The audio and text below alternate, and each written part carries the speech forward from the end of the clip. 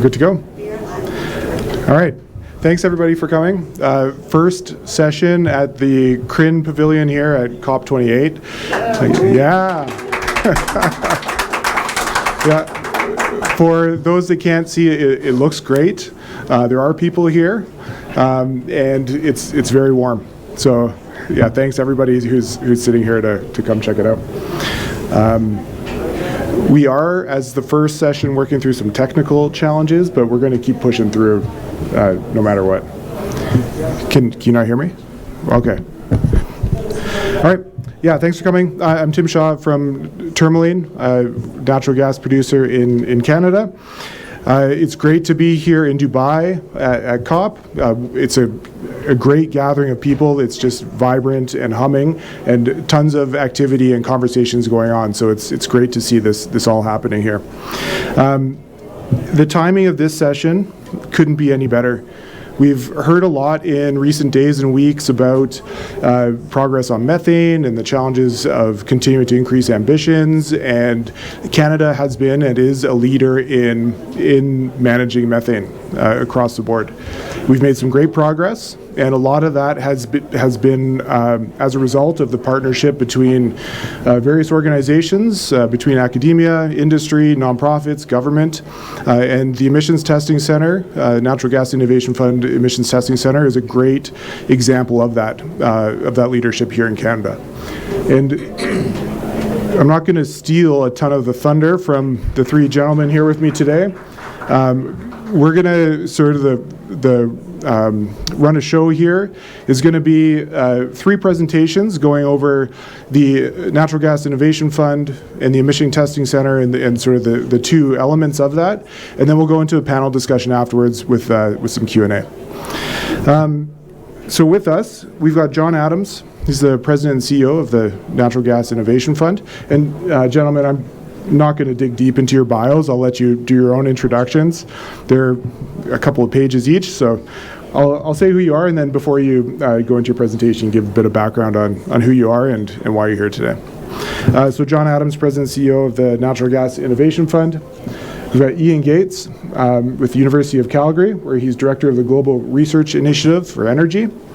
And we've got Scott Volk, the Director of Emissions and Innovation from Tourmaline.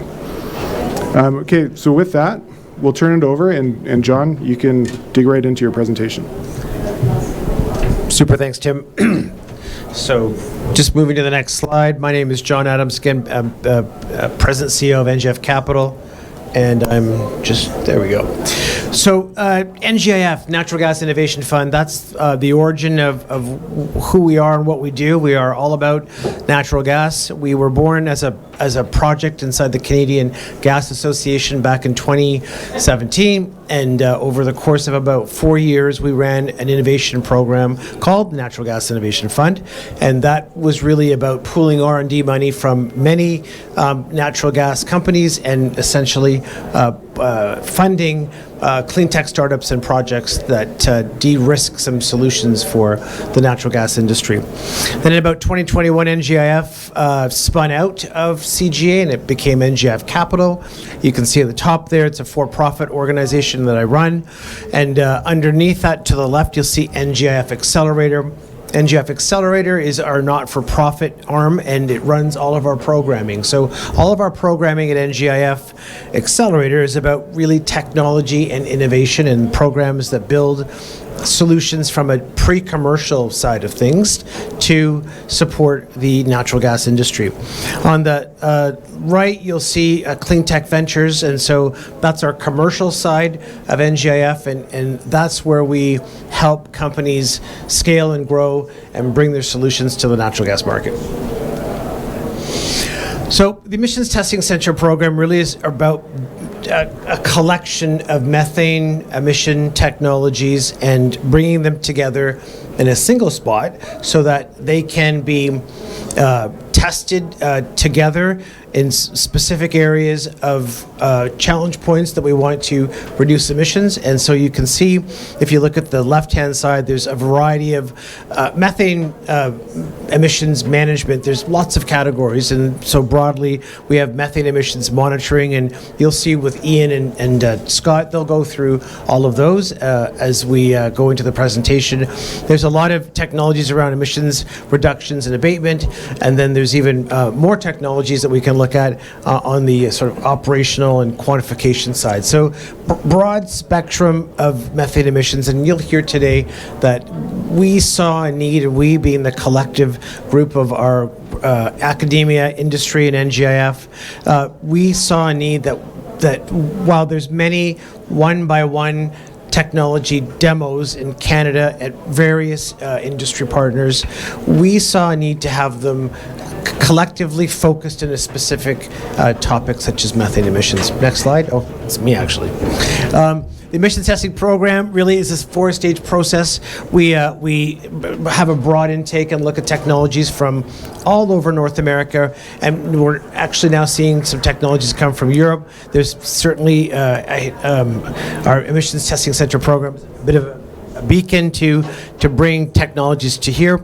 Then we have a lab testing, which Ian will talk to you about afterwards. That's where we simulate the technologies before they go into a live field testing. Tourmaline will talk about its live field testing operations and how that helps benefit our technology companies. And then at the end, once you've come through the program, you get a nice report, and you can take that report and you can go to other E&Ps or other energy companies and show them, I've been through this program and I've had lots of validation. Or if you're going to look at raising capital, you can show the report, and again, it's a third-party validation of the work that we've done. On intake, I don't want to spend too much time, but we really do have a process where we see lots and lots of technologies, and in the beginning, I think we saw many, and we just sort of took them in and brought them to our site. Now, with the reach we have publicly around the competitions and around the work we do just broadly at NGIF, we are seeing a significant amount of applications come forward to us, and so we have a nice review process. We have an operating committee that sees all the opportunities, and then we start to build and develop the projects. So that's our stage one intake, and then once that's been sort of up through the committee and we like what we see, then we send it off and it goes off into other areas. So we're starting now.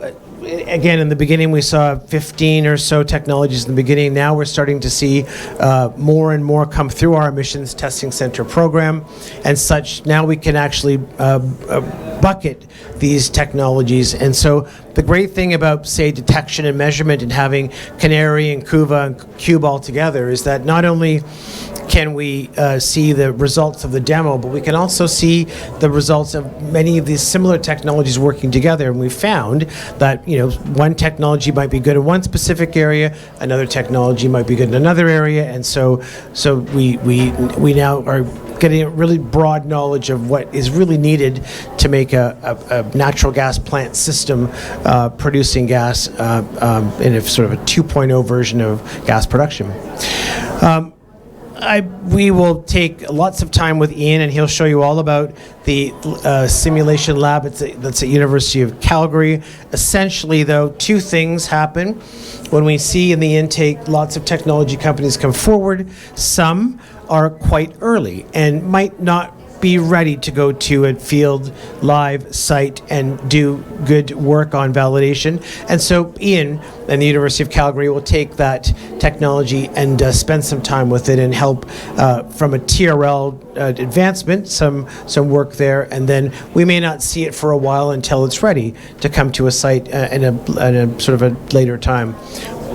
We also see the late stage, and so one of the challenges we've always seen in the oil and gas sector and clean tech startups is the bridge between the two. And so what this whole program does is help enable the connectivity between the clean tech startup and the big energy company. And so the piece that's helping that is this simulation controlled environment piece that you see, because then before a clean tech startup goes up to the big site and starts to do its work, they can first have some simulation testing. Tourmaline can get to know that technology a little bit, and then it's a nice sort of de-risking mechanism before it goes off and does its work and validating at the Tourmaline perpetual site. Then here's the big site. It's sort of the big sort of showpiece of the NGIF program. It's where all of the technologies go. And so, again, I've seen over my sort of career many single clean tech startups at a demo site.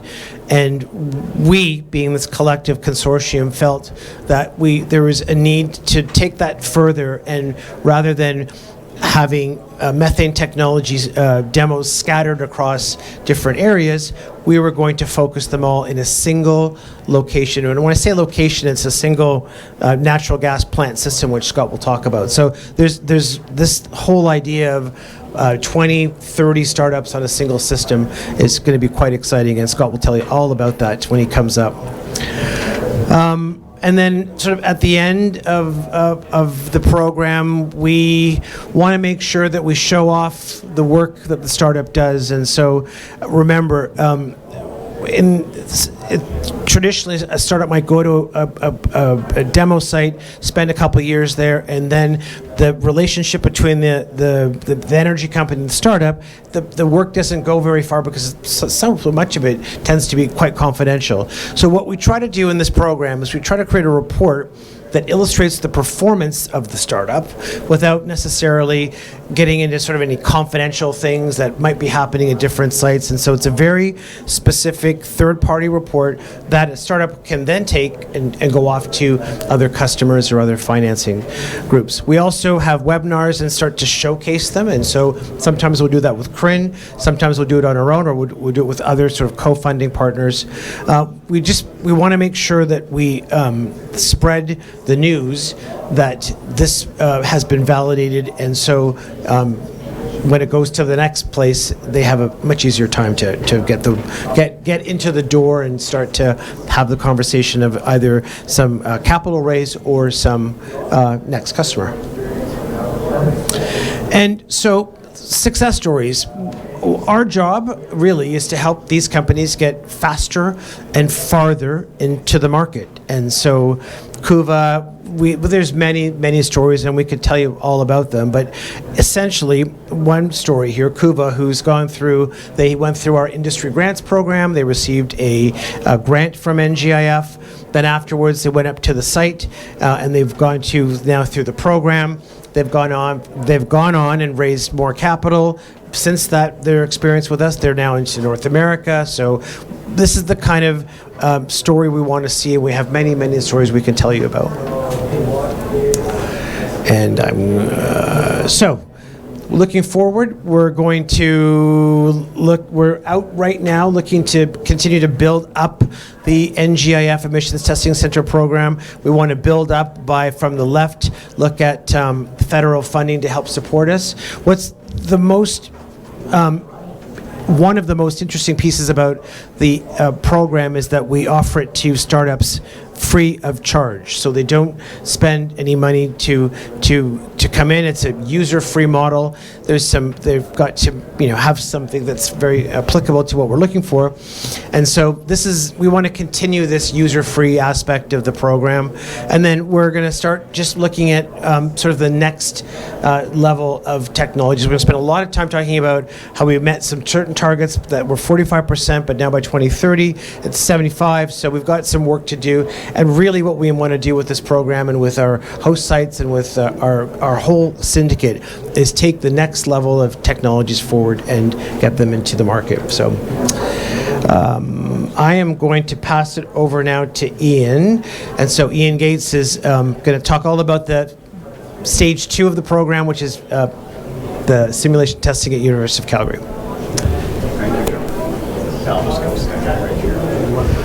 Yes, I do. So, my name's Ian Gates. I'm a professor at the University of Calgary in the Department of Chemical Engineering and Chemical and Petroleum Engineering, and also the director of the CFREF program in energy there. So that's a $75 million program focused on energy and unconventional resources, and all of this is what we're going to talk about today. So I'll talk about the ETC lab. So this is one side of Emissions Test Center, where we provide a very safe environment for technology to be tested, where we can do research, and we don't mind if we blow things up because we do things small, right? If it happens in a fume hood, it catches fire, that's fine, because we can put it out, right? It's best to do that in the lab, where we can prove things, we can test things, we can then perturb things and all of those things, and then once we've got all of that done, that's when the companies can go get CSA approval and so on and get to the field. University of Calgary, it's over 5 decades of energy research, technology development. We're now the #1 startup creator in energy, actually in Canada, so with respect to universities. So there's a huge host of things happening with respect to energy at the University of Calgary. And one aspect that I'll talk about is the ETC lab, which is quite exciting as to how things are moving forward. So we have, this is the old ESSO building. Some of you may recognize that building, right? So the university took that over about a decade ago, and in there we house the Emissions Test Center program labs. So it's a series of labs, but it's not just labs, it's about space, it's collaboration, it's about sharing and teaching each other what we do. So that not only ourselves, but also those technologies that come into the university for testing, right? So when a company comes in, we immerse them within the lab environments that we have, but we also have spaces where we can talk, we can do a lot of brainstorming and analyze things, analyze data, look at what worked, what didn't work, and fix, right? So if it fails, fix it, make it work. So that's what we do. So there's a whole host of facilities that we have there for the Emissions Test Center program. With respect to equipment, we have a lot of equipment. We have gas chromatographs, so GCs, GCMS. We also have GCSED. We can do sulfur detection. We can do micro GCs, all kinds of things for gas analysis relevant to the Emissions Test Center. So we can do all of that in the lab. We also have reactors, high pressure systems, and so on. So we can go up to 9 megapascals, 700 degrees C if needed. So when you want to burn something, that's how hot you go, right? For burning with methane or with mixtures of hydrogen and methane and so on. So we have a lot of facilities to guide how we do things, but the other side of it is that we also have, let me just step back. Is it? Well, okay, so we'll just go through. So what happens is in the lab, the other side there, sorry about that. The other side of it is we also have the ability to build stuff. So the thing is that we don't just buy equipment, but we build our own equipment to suit what happens in the lab. So if someone brings in a technology and we're to test it, we can custom build devices to test that technology. The infrastructure around the technology to make sure that we can test what it is doing.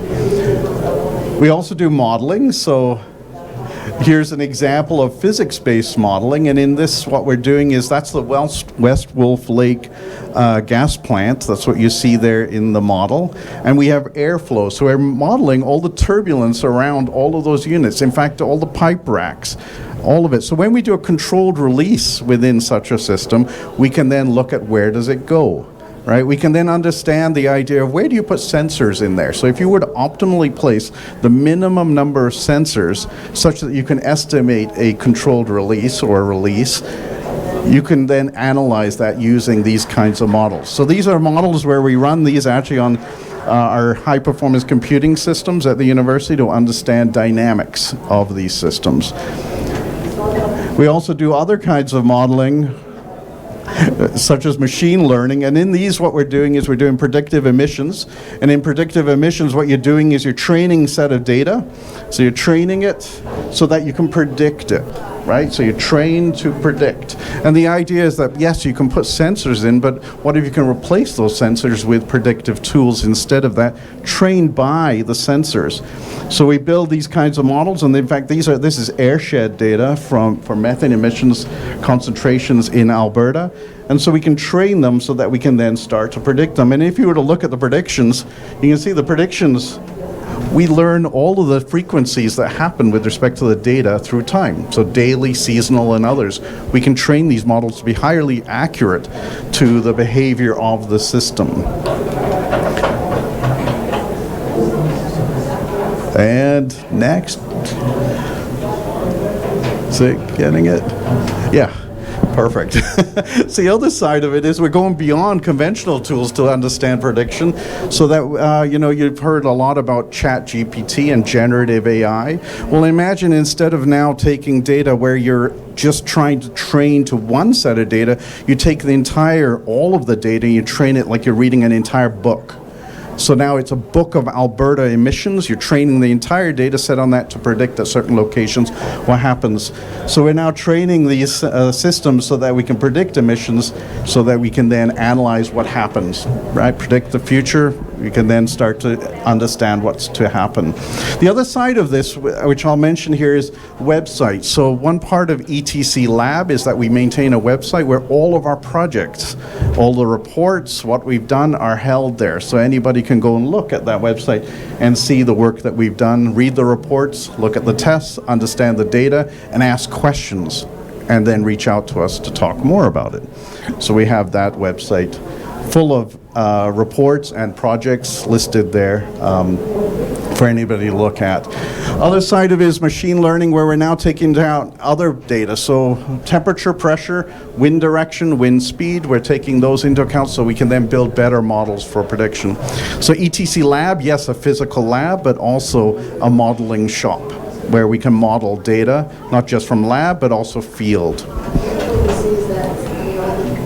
Another example is the idea of looking at devices within the field, right? So we saw the models of the entire West Wolf Lake gas plant, but we also look at flare stacks. So when you're looking at purge reduction, so purge gas reduction, and you want to lower that, we can then look at what does a purge reducer do within a flare stack, so that we can optimally design it so that your purge rates are minimal. Right?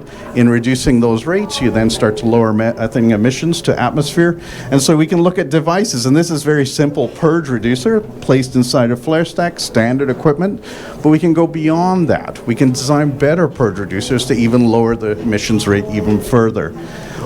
All these physical models can be built, analyzed, tested in the lab, and then taken beyond that to the field. Here's an example of one set of tests we have. So this is a box. And, we're very kind of, custom build as we need type lab. So we love using old kitchen equipment. We love using old microwaves and other things. Well, that box, my son and I, my 14-year-old son and I built this box. This goes from minus 40 to plus 40 degrees. So we can do that in the lab. We have a controlled environment where we can test things. That's an actuator. So that's an electric actuator based on shape memory alloys. So that's kinetics actuator. And in there we can test its response. We can test it at minus 40 all the way up to plus 40. And then understand, is it performing as per you'd expect in the field, right? So we measure all the data. We can do long-term testing. We also have a garage where we can put that outside and test outside ambient and test for 6 months. So we have a lot of facility to basically test equipment versus temperature versus time. Do that all in the lab, de-risk it in the lab, so that then when it needs to go to the field, it's then proven, at least in a controlled environment, in a safe environment. So that's a very clear success story where that has gone to the field from the lab. Whoops. The second one I'll talk to you about is EMEA. It's very... Okay. So... Yeah, it is a bit tricky. The second example is EMEA. So this is a methane sensor. And what they do is that they can put it into an environment where they can tell you about the concentration of methane, but given the flow dynamics around the sensor, they can then tell you about the release rate of methane. So they have a CFD model actually built in their algorithm so that they can then understand, based on concentration, what is the methane emissions rate. So we test this unit in the lab, and you can see here in our greenhouse for greenhouse gases. So we emit methane inside of our greenhouse within a controlled pattern. They can put their sensors in there. They can then verify that their sensors actually work, that they reflect the release rates that we have occurring in that greenhouse. So another success story. We just finished this work. We're going to go and continue doing more work with them.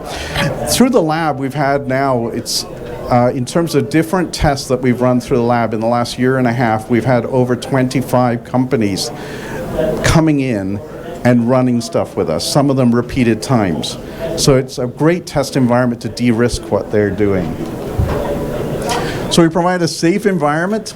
Yeah, we don't mind if things catch fire. We can put them out. It's small scale. It's safe. We can do all kinds of things. We can adapt. We can redesign, redeploy quickly in the lab. That's what we can do. And in doing so, we can take technologies from startups and de-risk them quickly. A typical test, 1 week, maybe 2 weeks at max. Preparation before it, 1 week. Post-processing, documenting it, analyzing the data, a few weeks up to about a couple months, depending on the test. Multi-stakeholder. So you have in there, you have grad students. So when you start thinking about highly qualified personnel, grad students and postdocs, we have a training environment like no other, which is sponsored by NGIF and industry, which makes it exciting and dynamic for those students. It's not like a typical research project. So they really enjoy that sense of adventure and exploration and discovery while testing these technologies. There's advancement of the technology. So while we're testing the technologies, it's about how do we improve them? How do we do better than yesterday with respect to those technologies? So we work with those companies to go and say, well, what if we did this? What if we improved that? What if we supply models to you so understand your data so that you can improve your technology? We do all of that. And that's what makes it a truly exciting place. And the other thing is it's collaborative. We couldn't do this without that sense and strong commitment to collaboration that we have with industry, with NGIF, and also, the students. They love this environment for growing their research. And now I'm going to give it to Scott to talk about West Wolf Lake. Thanks, Ian. Careful of that. Okay, thanks, Ian. So my name is Scott Volk. I'm the Director of Emissions and Innovation at Tourmaline. For those that don't know Tourmaline is Canada's largest natural gas company. We have been highly focused on reducing our emissions, especially methane, because it's one of the easiest ways for us to make a meaningful impact on our emissions reduction. We've been a part of NGIF kind of through all the different phases. So Tourmaline's been a part of the grants program. We are part of the emissions testing center program, and we're part of the ventures program as well. So it's always been really important for us to have those technologies to meet our goals and our targets. So I'm going to talk about what we do in the field. Unlike Ian, we don't light anything on fire. So when things come to the field, it's really important that they work. It's really important that they be safe. We have CSA approval and things like that. But it's also really important that those clean tech companies get real field trials, get them real early, and have those abilities to get these technologies to market that can help Canada and help the world reduce their methane emissions issues, whether that's through detection and quantification or whether that's through the actual mitigation technologies. So this is the West Wolf site. Let me see if I got a laser. That doesn't work. So the West Wolf site there. So it's a modest shallow cut gas plant. It's a live processing facility. We have technology around the site that allows us to monitor, detect, and work with the technology companies. So I'll kind of talk a little bit about why this is a complicated program, and I'll talk a little bit about why it's important to have an emissions testing center and how it's helpful to have a specific place set up for these technology vendors to come and test. So you can see all the little dots on the West Wolf site.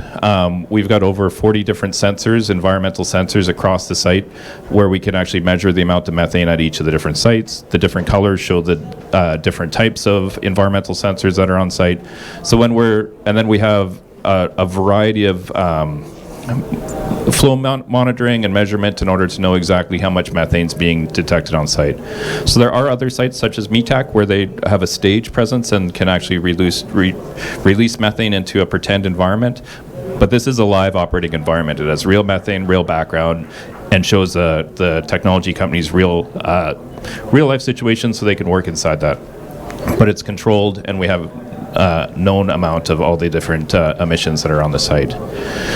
So part of why this is such a difficult problem is in order to monitor methane and to fix problems, you need more than one technology because not every single technology is good at every single solution.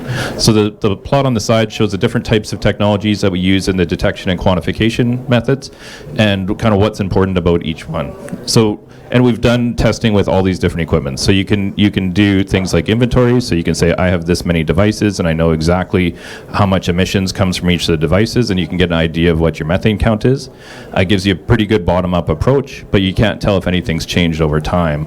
You can use handheld devices, and they're really good at finding leaks. So you can use a handheld device, you can go find a leak, but they're not very good at quantification, and they're not very continuous. So they're not that great for every type of situation. Continuous monitors are good at saying, okay, I can see what happens continuously. Let's say that the gas plant is having water slugging or things like that, so you can see how there's an interaction between those things. But they're not very good at quantification. We do a lot of truck-mounted detection. It's really good at seeing the difference between a fugitive and an event, so it has a really good strength in that point of view. Drones are good because you can put them into high-risk areas, you can test around flares, you can test in different areas, but they're not good at all the different points. Satellite is awesome to be able to see the whole world or to see emissions from every single site, but it's really hard to get specific quantification. And then lastly, fixed wing or LiDAR type technologies are really good at quantification and a top-down picture, but they can't necessarily find a tiny little leak in a building or something along that line. So you can see, everyone always says, well, what's the right technology? And the right technology is all of them. So we're not picking winners and losers at the Emissions Testing Center. We're working with all the different technologies and helping them move from point A to point B and being real solutions for us to use in the field. So I've got mostly a picture show. I'm just going to show you all the cool tech. So some of the things that we've got here. So there's a truck-mounted monitor. Unfortunately, our field guys get to drive around with that thing on the roof of their truck. They hardly get teased at all. But that truck-mounted monitor can drive around a site. When it's driving around the site, you can see the little color map on the middle there, and it's showing where there's different amounts of methane and where it's at. And then based on the wind direction and the amount of methane, you can use that in order to quantify. And it's really good at finding the difference between a vent and a leak. So since you can go around the entire methane release point, you can actually see whether that's the same amount of methane that was on that site normally. And as soon as that changes, you know that something's happened different and there's some amount of leak happening. And that technology is good at telling people, hey, we should go fix it. Some of the companies we're working with are trying to get that onto semi-trucks. So then if it's on a semi-truck, you don't have to purposely go and drive around the lease. When the truck comes in to haul the fluid away, it has a monitor attached to it automatically, and then that way you can have a live detection without any invasives or having to do anything new or different. We kind of talked about CUVA a little bit, so that little box on the end there, that's a fixed mounted camera. It uses an OGI type technology in order to detect methane. It actually pans across the whole site, across all the tanks, and then you can see the little red blobs there with the squares around it. That's what it sees when it sees methane being released from the tanks. It's a pretty good technology to get a continuous scope of the field. It's a little bit challenged in that it needs sunlight in order to work, so it doesn't work at night and it doesn't work on cloudy days, but it has lots of valuable applications in the industry. Gas mapping LiDAR in the middle there, that's one of the technologies that's tested at the Emissions Testing Center as well. This one specifically is Bridger. They fly an aircraft over top of the site. They can monitor giant amounts of area. That little plume that comes off of the tanks there at West Wolf, that's what it looks like when they see a methane release or methane, and that's a controlled release we did for them. So they can see that release, and even more impressive, they can quantify that down, and at the point now you could probably see an unlit barbecue with their technology. It's getting that good, and they can even tell you how much methane is coming from each of the different device points. And you can see exactly where it's coming from. It's great data to know exactly where your leaks are and what needs to be fixed. We've also worked with satellites. The little picture from the bottom corner there, that's actually from GHGSat, zoomed in on our site on a very cloudy day. But satellite technology is also being used and tested at the West Wolf Testing Center. So GHGSat is a Canadian satellite company.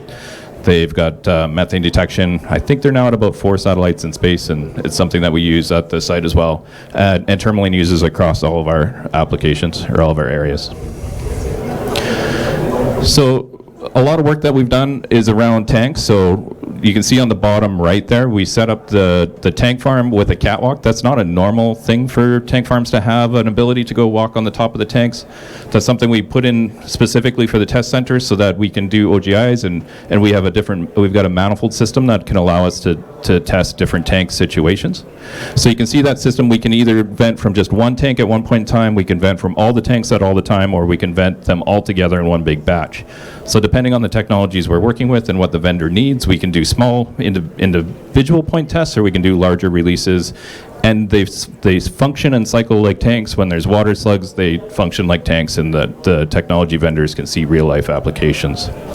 Here's some of the technologies we play around with on tanks. We're working on a lot of different versions of smart thief hatches. So when a thief hatch opens to release some pressure, that it closes back up again.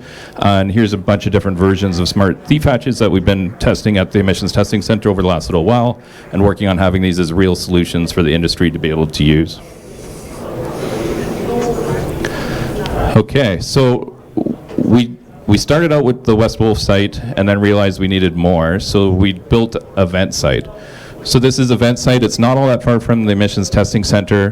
This site has the ability to do a controlled release, and the only methane that's on that site is what we controlled and release. So companies that are working on quantification specifically really need this type of solution where we can actually release a known amount of gas and they can work on the quantification piece. So we've got continuous monitors that go around the site. We have the Emissions Testing Center on the roof, so when people fly over and say, oh, there's methane coming from that, they know that it's actually a controlled release and not methane coming from a Tourmaline site. But this is an important piece of the site. You can see that CUVA camera can also be made portable. We have continuous monitors around the site, and we use pumps in order to do the controlled releases on this site. So this is one of the technologies that we work with on the vent side. So these are continuous emissions monitors, a bunch of different versions of them. You can see the windrows on the bottom where the sensors at different points on the site, and we're working with those vendors and doing controlled releases. They run crazy algorithms, whether they be artificial intelligence or just complex algorithms to try to quantify. So down in the bottom here, they're trying to quantify how much methane emissions are being released. They're trying to pinpoint where it's coming from and give a report back to us that says, this is how much methane was released at that site. It has this amount of concentration, it has this amount of volume, and it came from this exact point. So that's one of the most important parts about the vent site, is the ability to do that. So the other thing we needed was the ability to test mitigation technology. So for the most part now, or before this, we've been talking about quantification and we've been talking about detection. Now we need technologies that don't emit methane.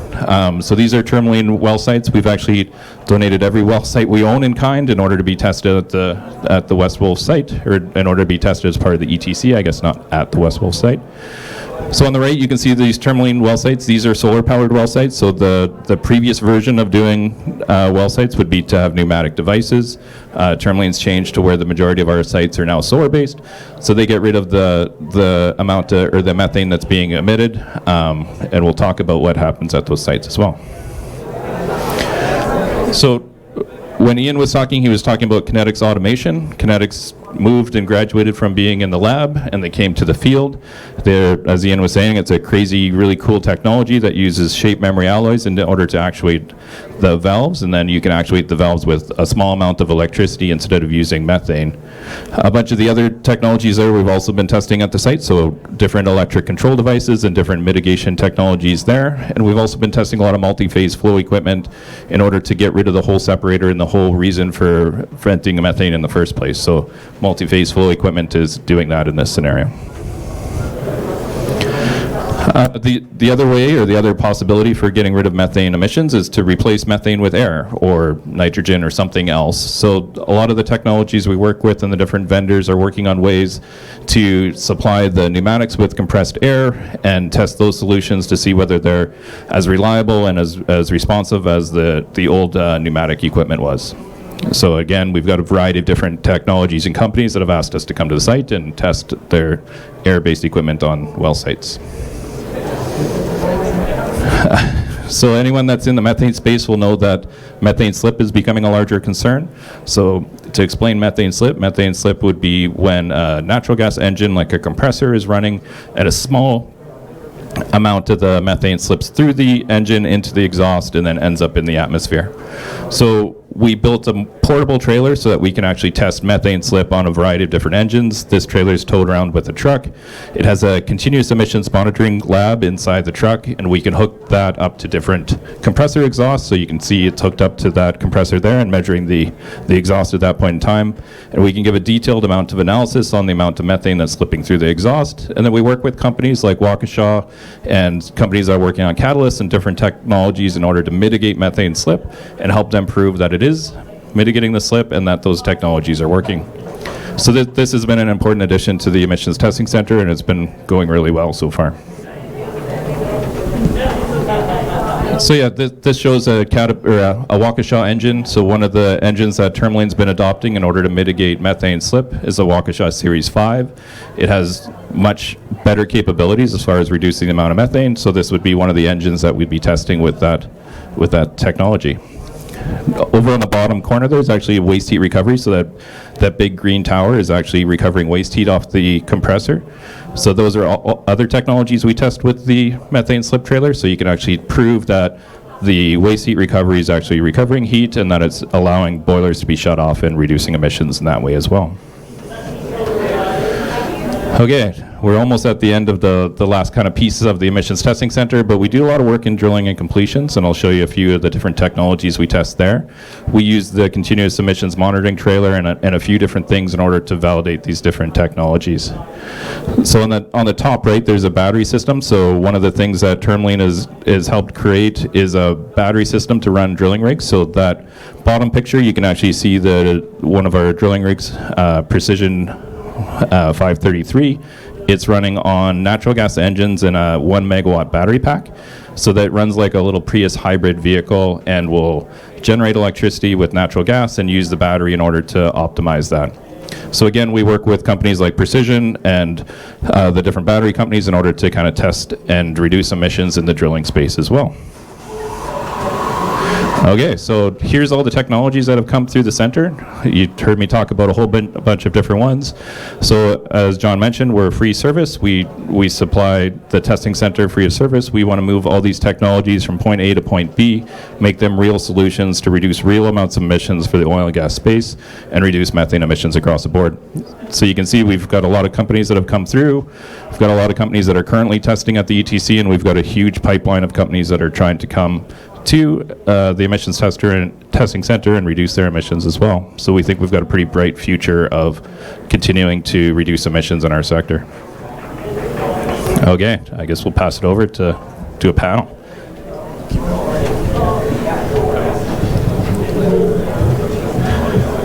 All right, thanks guys.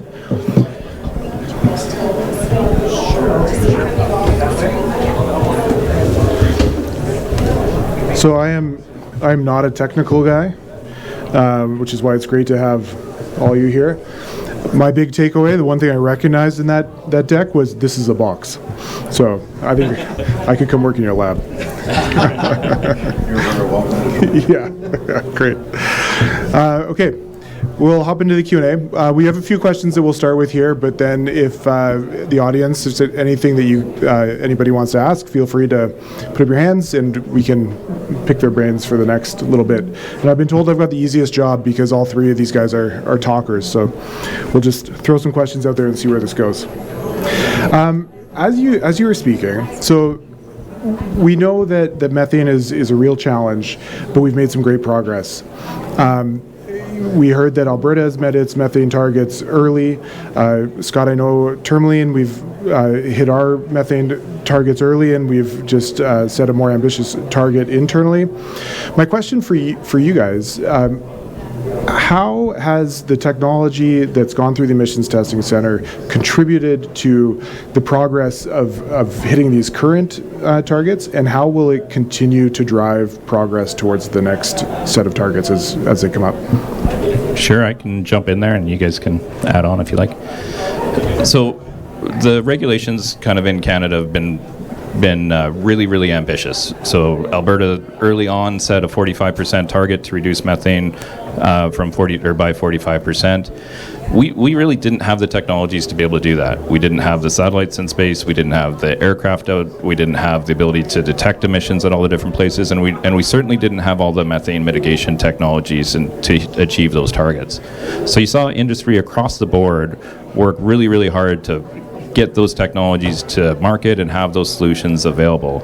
So we believe that the Emissions Testing Centre was a big part of that and all the other programs that Alberta have really driven a lot of innovation in the space and have allowed us to have these solutions available for the 45%.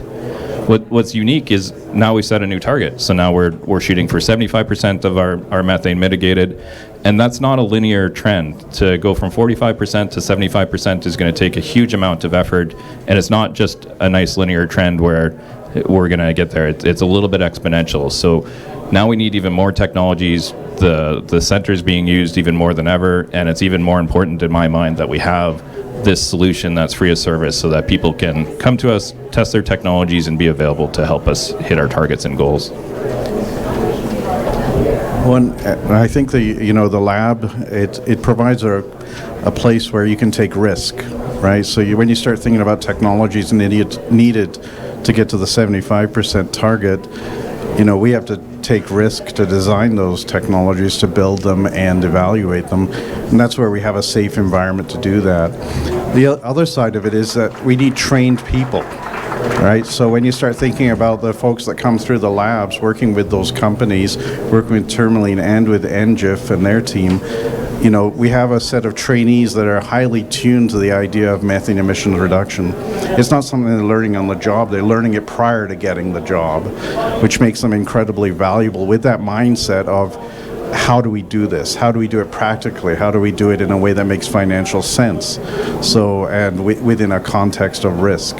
So, in that way, the lab, it contributes in my view, quite a bit towards the activity of moving forward to the 75%.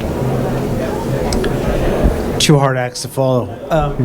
So, a couple things. One, as Scott noted, we're now looking at the sort of 2.0 set of methane technologies to come forward, and so my job at NGIF and the team is to sort of look now, where do we find those? And so we've run a global clean tech challenge just recently, and we've seen a lot of applications come in from not only Canada but from other parts of the world.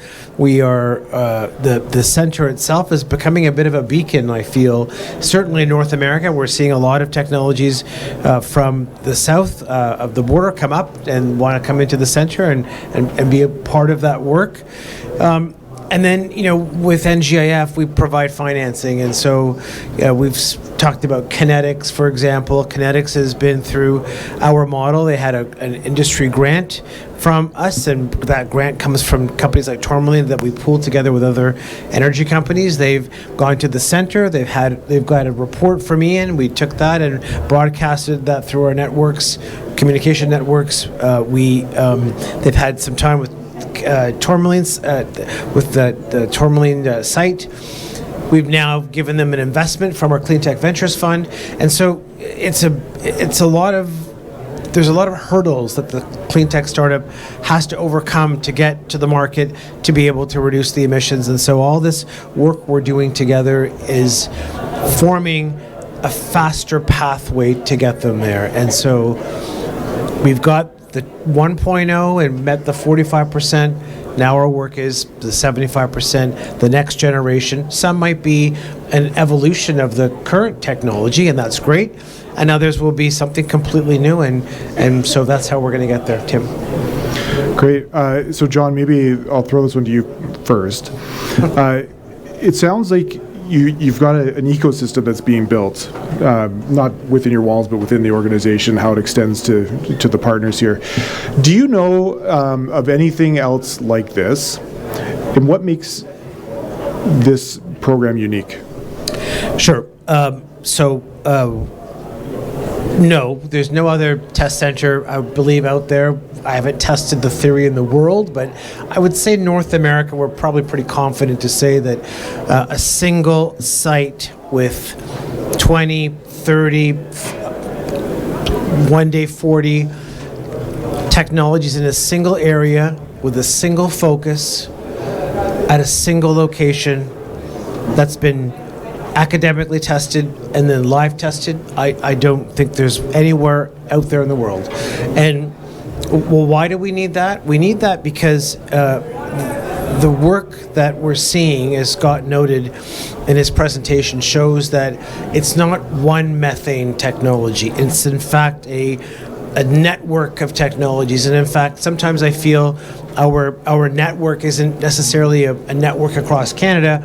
It's actually a network of technology companies that are doing collectively the work that we need to get to that aggressive target. So I haven't seen anyone put this type of center together with this type of group. We have the number one producer of gas in Canada. We've got the number one startup producer. And so collectively, we're trying to tackle that problem. I just want to add one thing that's kind of cool and interesting is, so METAC, I kind of mentioned in my presentation about how they have a bit of a stage and they'll do controlled releases and they work with companies. They've actually came to us and asked us to start a bit of a coalition with them as well. So we're working on a coalition between them and a Total site in France in order to have essentially a global site of methane emissions testing centers, and we're working on ISO standards in order to kind of build out that piece as well. So we are the only one like us in the world, but the ones that do exist and are playing around the edges of what we do, we're also collaborating with them as well. Awesome. Yeah. So this morning, the government of Canada announced that they're going to make a big announcement next Monday. And you spoke of the 45% target, the 75%. Where do you think this is going? And what is this going to mean for your testing and how fast this technology is going to roll out in response? Okay, so I've been told I have to repeat the question so that it goes on to the camera. So the question was, we started out with 45% targets. Canada's announcing on Monday the 75% targets and what's going to be there. And then where does it go from there? I'll throw something in, and I'm sure you guys will have stuff to add.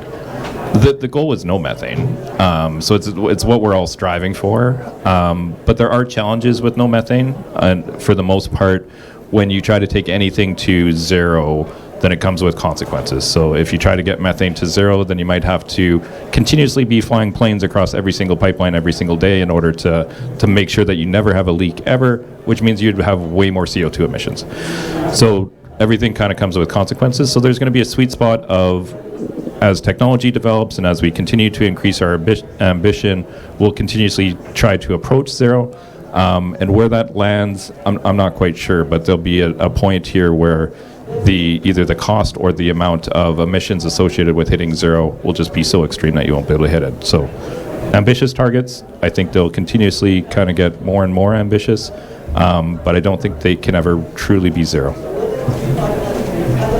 Yeah, I mean, the thing is the closer we try to get to zero, it's like removing anything, the harder it is, the more energy you need to do it, the more costly it is, and in a way, the more technology we need to get there, right? So there's technical solutions we will need, which we probably don't yet envision or know, that will be arising in the garages, basements, in companies, and so on, which will become that next realm. The thing is, what I think is a unique role we play is the environment and ecosystem for those folks to bring their stuff to us. Where, if it's not CSA approved, they can't take it to a field site, they can test it with us, no fear. And we can say something and comment on it and add to it, improve it. So I think there's things are going to get tougher. We're going to need to be aggressive. it means we need to make more investment in, things like ETC type programs, ETC itself. And we need to accelerate how we, that workflow from going from zero to solution that works, right? And that's one thing that, what John was talking about, that we've built an ecosystem that does that. De-risk in the lab, go get CSA approval, test in the field.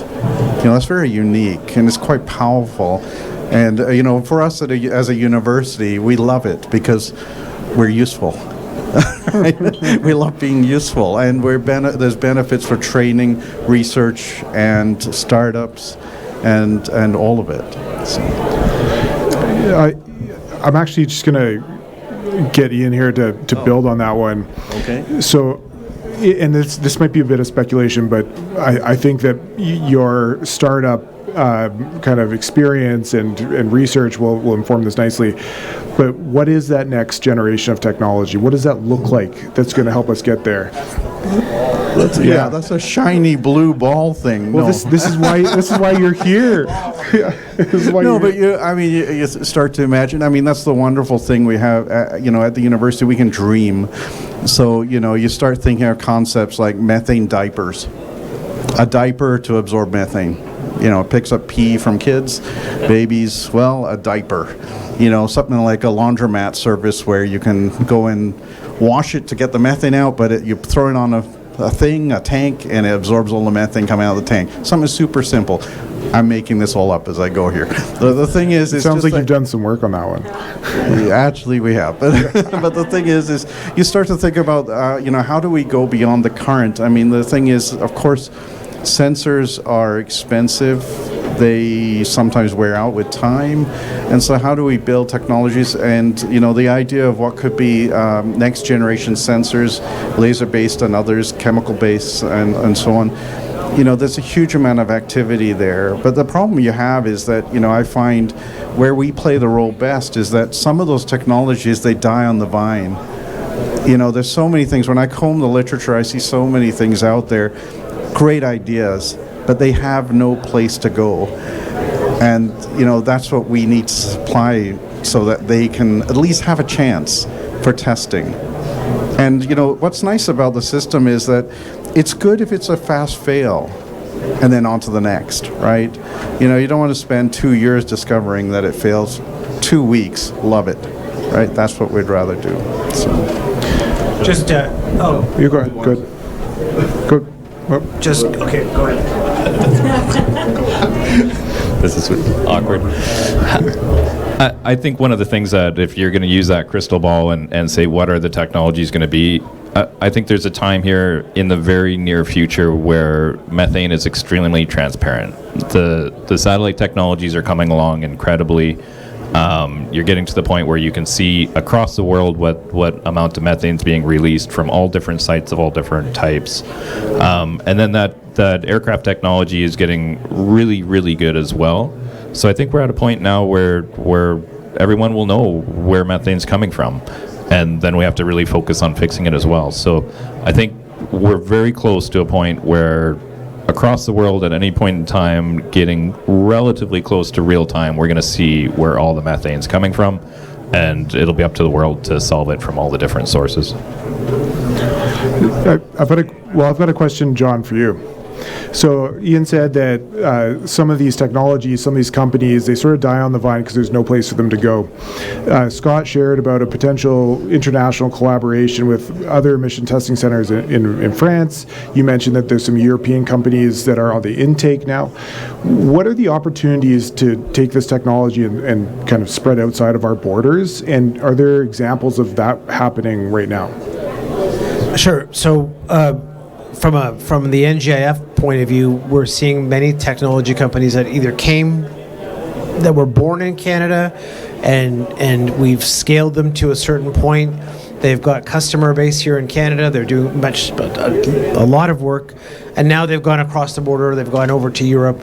And many of our companies in NGIF actually have locations outside of Canada. So if it's, we have TC Energy is one of our companies, both in our granting fund and in our investment. And they've got a pipeline that's going to other places. So we're seeing technology companies go out. We're seeing them come in, and that's a sort of a newer kind of piece. But we're finding that there's many international companies that see Canada as a place to come because we've got pretty strong regulatory compliance needs, and so from a evolving their technology point of view, Canada is actually one of the places to come to sort of evolve their technology. So a couple of specific examples that came to the ETC. Cube, for example, when we first started working with them, they were a little tiny continuous monitor company. They were building a couple devices in an office right in downtown Calgary and getting them out to the field. They're now a growing kind of concern there. They're in the United States. They're selling across Canada. They've gone from being a little tiny startup in a Calgary office space to having an international presence. WestGen as well. It's kind of seen all the different versions of NGIF. They're very similar. They make a compressed air solution in order to deal with the methane mitigation kind of solution. They went from being a little startup to now they've got a full-size facility in Airdrie. They're building equipment every day. They're shipping down to the United States. They have U.S. operations already. And I think last I heard, I think they're like $30 to $50 million worth of work. So you see these guys that just kind of started out in Canada solving Canadian problems, and really inspired by some of the targets that were set in Canada to being kind of international success stories as well. So we're kind of proud of the work that we've done, and obviously it's those hardworking companies that did the real work, but we got to see them develop and we got to help them and be part of their journey. Awesome. Yep. Yeah, we'll let John respond, and then we'll just that there's many that we see that don't work either, and that happens a lot. In fact, we've seen many technology, not so much on the emissions testing center, that's been sort of more newer, and I think we've looked at almost all of them and found a way to work with them. But we've seen many technology companies that come through and they're not there yet, and they don't have the right piece, they don't have the right team, they don't have the right solution, and so sometimes they're never going to be a fit, and sometimes they go back and they do some work and then they come back and then they are a fit, or they may spend some time with you at your lab and then they come back and then it's just a bit of an evolution. Or sometimes now we're seeing at NGIF there are technology companies that can come together and create a bit of a system, and so that's quite interesting too. So well, thanks. So you just spoke around kind of the international contribution that the center's having. In terms of broader than just the natural gas production industry, can you speak about some of the benefits that technologies are having?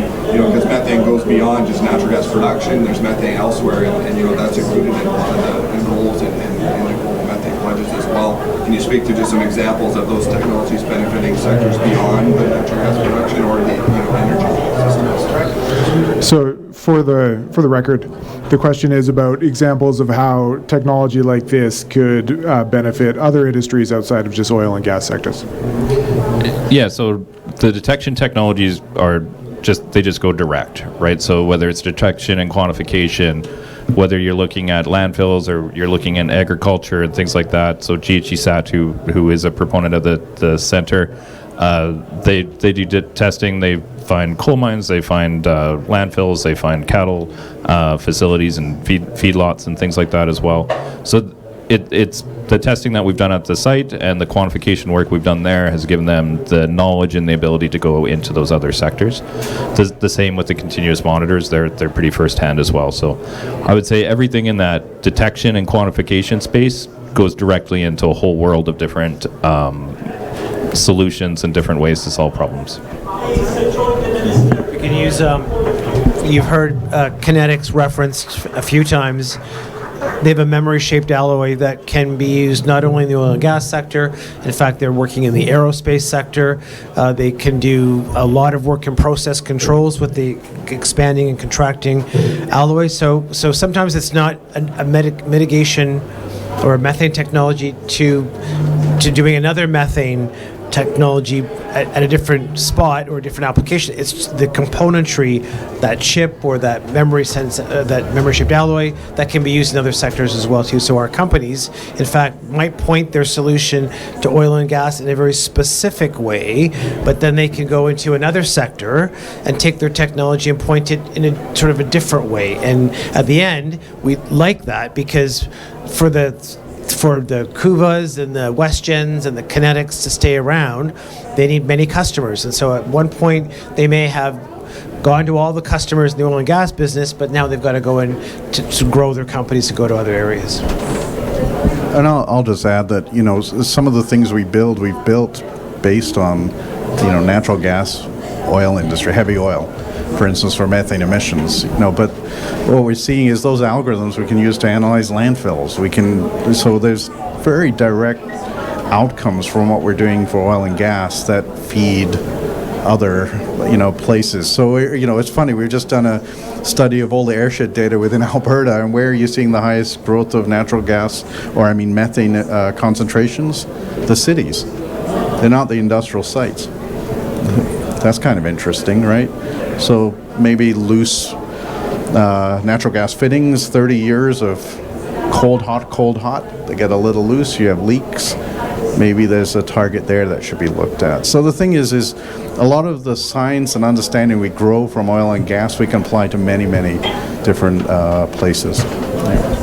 Yeah. Go ahead. Is there any mechanism for other industry players to get involved in a meaningful way with the ETC? Yeah, so the question was, is there other ways for other industry players to get involved in the ETC? And maybe we should have had this question, but so the NGF ETC was actually originally funded through a program called CRIN, which was a joint venture between Alberta Innovates and Enercan. So it was funded by that. There were two funders, the PTAC CanEric and the NGF Emissions Testing Center. So just so that we kind of have that. Because we were government funded, federally funded for the most part, everything is open and everything is transparent. So all the research we do is open. We do tours all the time. Other companies are available to come to the site to do tours and see what it's like. All the members of the Natural Gas Innovation Fund get to see the reports and get to see the work that's done at the Emission Testing Center. When we do work with grants and things like that, those companies have the option to come to the Emissions Testing Center as well. So the goal was to make it Canada's methane center of excellence is what we would like it to be. So yeah, it's 100% open, 100% transparent and available for everyone in the industry. So I've got one more question, two more, because I want to finish with a special one. But you sort of asked this, but what's next, and what are the challenges or the barriers that need to be removed in order for this program to continue to amplify that or make that progress? Sure. So what's next with the whole entire program is, I think, to just grow it more substantive, I think, for the clean tech startups to come and leverage it. That's going to take some sustainability, meaning money. We've been able to offer it. So just for reference, Natural Resources Canada was the direct funder of the Emissions Testing Center program, was part of CERN, and actually the CanEric was had the beneficiary of receiving Alberta Innovates money. We received a total of just over $8 million to be able to take equipment and put it into University of Calgary's lab, Tourmaline Perpetual's site. Then we've been able to run the program at a user-free cost. But we're going to need some more government funding for that. So we're actually looking at where we can go to get some of that funding to help us continue the program from a sustainability point of view. Then I feel we've got these partnerships that we're starting to create, and I feel the pathway of the startup, because I'm always championing for how do we get the startup faster and farther into the gas market. And part of that is the whole idea of a more robust kind of certification. So we're exploring how do we enable that startup with partnerships with other different as like-minded sort of centers to give them a more robust outcome, again, to get them faster to the next customer, faster to more financing, faster to their growth. So and just I feel more technology companies. Perhaps we need to. I don't. Tourmaline can comment as to when the saturation point is, but we have a big funnel coming, and so just how do we anticipate that many kinds of technologies, the clusters getting bigger in each of those categories Scott talked about. So how do we learn from that, and perhaps there's some thinking about. We're always talking about the next generation. Well, maybe there's some thinking as to what some of the learnings that we're seeing from these technology companies, and then maybe go to the University of Calgary lab and say, okay, we have 15 companies specifically in one spot doing some things, and we've seen this. Maybe there's something we can do with that. So that's a bit of a starting point. No, go ahead. Sorry, I was just going to add something in there so we don't get in trouble with Enercan. It was 9.25 million from Enercan. And yeah, like this is something that we put together in about the last 3 years. That was right through the middle of COVID, shutting down a gas plant, building an emissions testing center, putting in hundreds of pieces of measurement equipment, and building an ecosystem so all these technologies could come and see a place where they could do their testing and test for free. That was not a small lift. That was a lot of work. So I guess one of the things I would like to see for the future is that it have longevity, that we keep this service available and we make sure it's always for free so that the companies can come and test and validate. And hopefully we can hit the 45% target or exceed the 45 and hit the 75% and have an ambition to get to zero. So the goal here is to have an emission testing center that's here for the long term. Awesome. So one last question. It's a quick one. What's the coolest piece of tech that you've seen go through the program? Oh, no. I think you all should have an answer for this one, I'm sure. We really tried to not pick favorites. I think because we kind of mentioned that companies can and do actually fail as well. So we're usually pretty sensitive about not picking favorites and not pointing out when things aren't working. I would say the coolest tech is the fact that we learned that there is no one solution, or for me that was the coolest learning at least, that it actually does take every single one of these and they all have a place in the ecosystem, and that together we can kind of get incredible things. So I'm not going to pick a favorite for you. I don't know about a favorite, but I can say the favorite experiment that we tested is when we melted a whole series of reactors into a total set of slag heaps, which actually turned into really beautiful art, in my view, that we then preserved and now we've got on display, which I thought that's a nice outcome. But the thing is, we learned a lot. So we learned a lot, which helped us beyond. But yeah, no, I can't pick a winner. They're all good. The tech that's in the market, so we've mentioned them, WestGen, Kuva. There's a whole host of these technologies that went through the center, has had some financing from CRIN, from Emissions Reduction Alberta Innovates, Enercan. There's a whole host of Canadian clean tech provincial and federal funding agencies. They've been a beneficiary of our industry grant from our work with our industry companies. They've had some venture scale-up money. They've attracted international groups of investors. So for me, those companies that are now in the market, and it took the village of financing, validation, university simulation, government partners to be able to get that Kuva, that WestGen, that Kinetics to the market. And so for me, those are the success stories. So you didn't get the answer you wanted. Well, I didn't get a single cool piece of tech, but you guys all did a great job tiptoeing around that question. So nicely done. Okay, I think unless there's any other questions from the audience, think we'll call it there. But thanks, all three of you, for coming and sharing your piece of the story. I think it really is a shining example of Canadian leadership in managing methane. Some great technologies coming out of there, some amazing potential going to the future as we continue this work. So look forward to working with all of you as we continue to drive it forward. So thanks a lot. Thank you.